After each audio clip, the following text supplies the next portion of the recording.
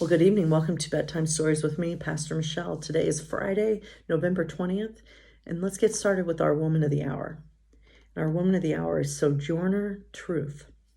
She was an abolitionist and a women's rights advocate. And there she is. So she was born a slave in New York under the name Isabella Baumfree. Under the state's Gradual Emancipation Act, she was due her freedom in 1827. She realized her slave owner was planning to keep her enslaved. She ran away with her daughter. But this came at a huge cost. She had to leave behind her 5-year-old son. The slave owner sold Sojourner's son to a plantation 1,000 miles away in Alabama. Meanwhile, she remained in hiding in New York until her freedom was official. When the coast was clear, she filed a court case saying her son had been sold illegally. She was one of the first black women to file a court case in America. And even though it seemed nearly impossible, she won, and she got her son back. In 1843, she changed her name to Sojourner and became a preacher. She traveled the country sharing her messages for women's rights and the abolition of slavery everywhere. Although she can neither read nor write, her voice carried far.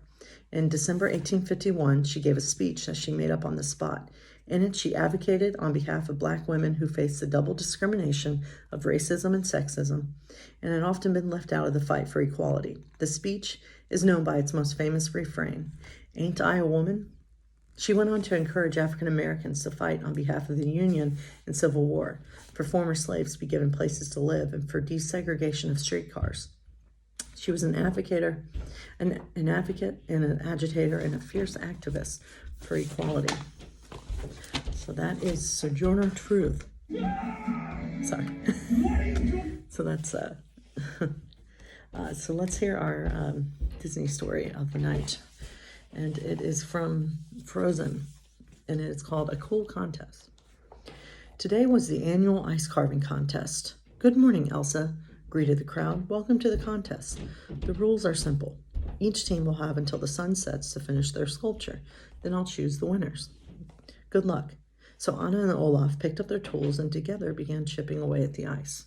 Meanwhile, Kristoff and Sven carefully searched their block of ice for lines and cracks. Kristoff put his ear to the ice and closed his eyes.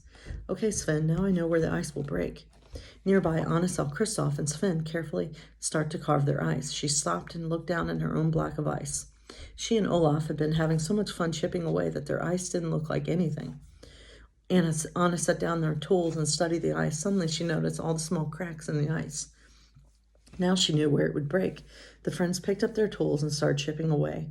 The pair's laughter caught Kristoff's attention. Their sculpture looked a little funny, but they seemed to be having a good time.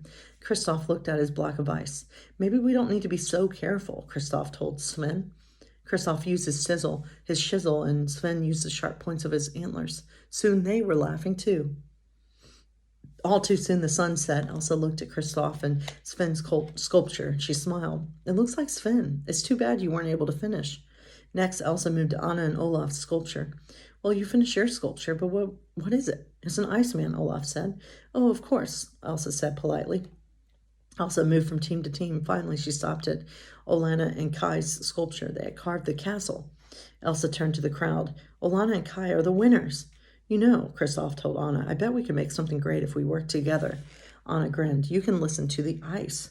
And you can make sure Sven and I don't get too serious," Kristoff added. The two friends shook hands. They couldn't wait until the next contest.